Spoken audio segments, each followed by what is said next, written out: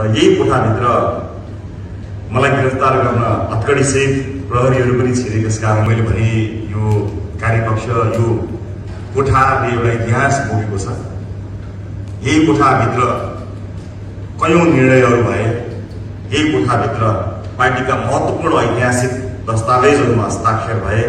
मेरो लागि निष्ठा र आन्तरिक लोकतन्त्र यो कुनै कम्प्रोमाइज गर्ने विषय हो। मैले त्यसमा कहिले पनि कम्प्रोमाइज नगर्ने वचनबद्धता प्रकट गरेको छु र म त्यसमा खरो उत्रने प्रयास आफ्नो राजनैतिक जीवनभरि गरिरहनेछु। हामी गर्वका साथ यो परिवर्तनको सङ्घारमा उभिएका छौँ र हिजोको त्याग र बलिदानीको उचाइको काँधमा उभिएको हुनाले बस्न पाएको हुनाले नै हामी यति फराकिलो दृश्य देख्न पाइरहेका छौँ। त्यसैले म तपाईँहरूलाई प्रतिबद्धताका साथ फेरि पनि भन्न चाहन्छु कि यी मूल्य र मान्यताहरू र लोकतन्त्रप्रतिको प्रतिबद्धताबाट हामी कहिल्यै विमुख हुने छैनौँ। म कहिले विमुख हुने छैन। म यो कुरा यहाँहरूलाई आजको यो बैठकको सुरुवातमा नै बताउन चाहन्छु। मलाई सम्झना छ, पार्टी स्थापना गर्दा निर्वाचन आयोगमा बुझाउन जाने त्यो 21-22वटा नागरिकता खोज्नका लागि जुन सकस हामीले प्राप्त गरेका छौँ, त्यसमाथि एउटा समावेशिताको एउटा अर्कै महत्त्वलाई पनि हामीले मध्यनजर गर्नुपर्ने यी सबै कुराले गर्दा त्यतिखेरको त्यो चापलाई सम्झिरहेको छु।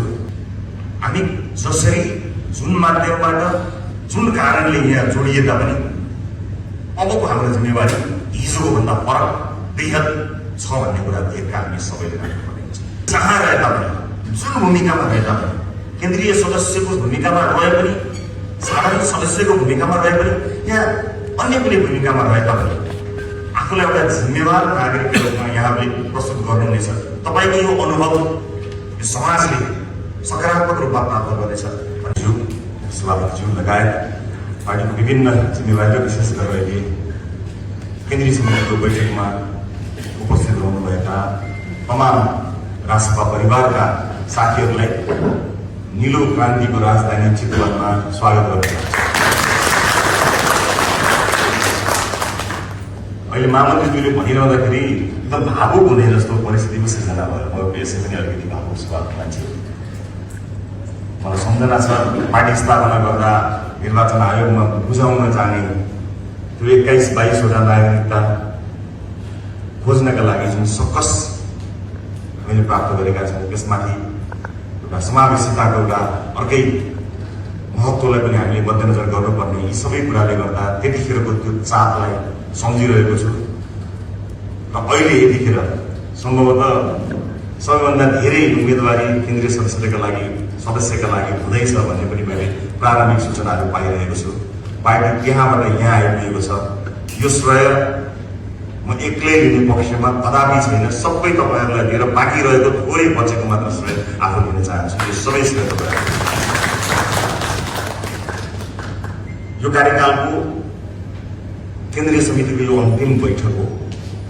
हामीले सचिवालयको बैठक पनि अन्तिम बैठक मेरो कार्यकक्षबाट गऱ्यौँ र सचिवालयका साथीहरूलाई मैले आफ्नो कार्यकक्षबाट शुभकामना दिएँ र मैले भने यो कार्यकक्ष यो कोठाले एउटा इतिहास बोकेको छ। यही कोठाभित्र कयौं निर्णयहरू भए। यही कोठाभित्र पार्टीका महत्त्वपूर्ण ऐतिहासिक दस्तावेजहरूमा हस्ताक्षर भए र यही कोठाभित्र मलाई गिरफ्तार गर्न हत्कडी सहित प्रहरीहरू पनि छिरे। त्यस कारणले यो कोठा असाध्यै महत्त्वपूर्ण छ। साथीहरू भनेपछि यो बैठक पनि असाध्यै महत्त्वपूर्ण छ। यहाँसम्म आइपुग्दा धेरै कुराहरूको भोगाईको अनुभव भयो। भोगाईको गुजुल्टो रहेछ जिन्दगी।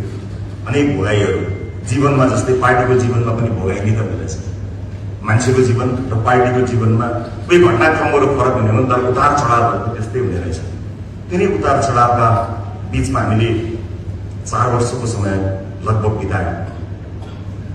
यो 4 वर्षमा के भयो के भएन भनेर हामीले व्याख्या वर्णन गरिरहनै पर्दैन। हामी आम नागरिकको सार्वजनिक परीक्षणमा जहिले पनि छौँ, पारदर्शी रूपमा। नागरिकले सधैँ हामीले हेरि नै रहे, खबरदारी गरि नै रहे। नागरिकको खबरदारी नै हाम्रो मार्गदर्शन भइरह्यो। सभापतिका रूपमा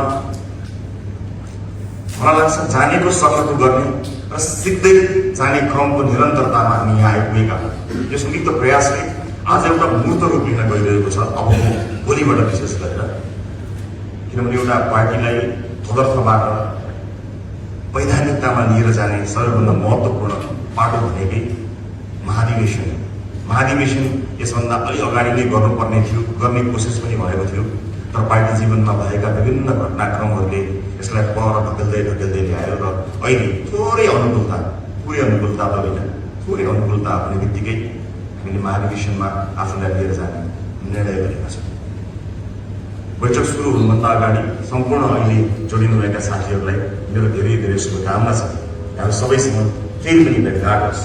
केन्द्रीय समितिको बैठकमा सुन्दर आकांक्षा बोकेका, रहर बोकेका, उद्भूति बोकेका, देशप्रेमले ओतप्रोत यी अनुहारहरू नछुटुन् मेरो शुभकामना छ।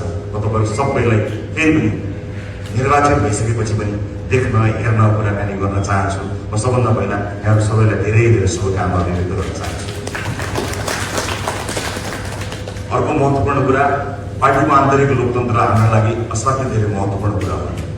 आन्तरिक लोकतन्त्रलाई मजबुत बनाउनको निमित्त सभापतिका रूपमा, संस्थापक सभापतिका रूपमा कति भूमिका निर्वाह गर्न सकिन त्यो यहाँले मूल्याङ्कन गर्नुभएको विषय होला।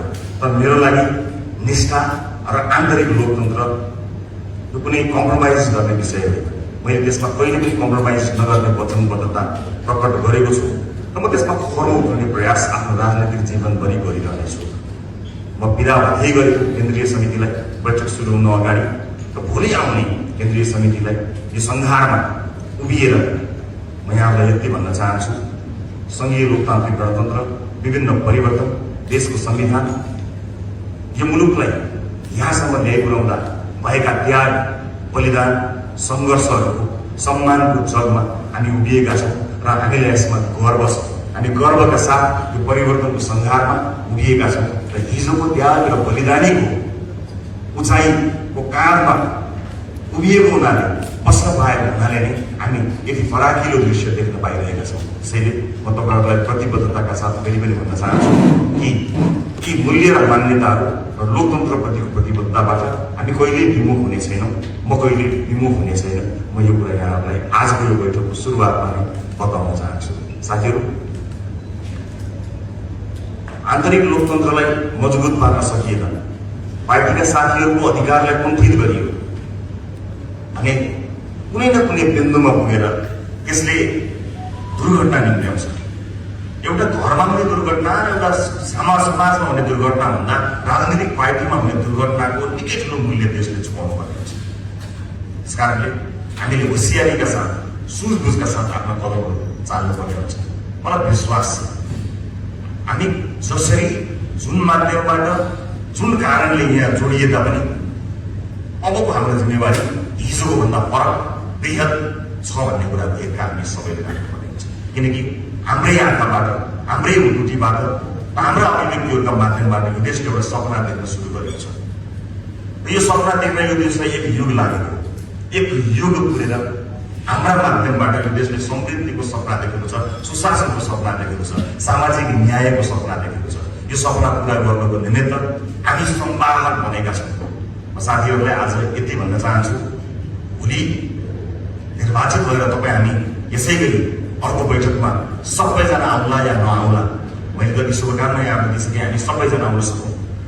जे जस्तो भए तापनि राजनीतिको यो मैदानमा हामी जहाँ रहे तापनि, जुन भूमिकामा रहे तापनि, केन्द्रीय सदस्यको भूमिकामा रहे पनि, साधारण सदस्यको भूमिकामा रहे पनि, यहाँ अन्य कुनै भूमिकामा रहे तापनि आफूलाई एउटा जिम्मेवार नागरिकको रूपमा यहाँहरूले प्रस्तुत गर्नुहुनेछ। तपाईँको यो अनुभव यो समाजले सकारात्मक रूपमा प्राप्त गर्नेछ।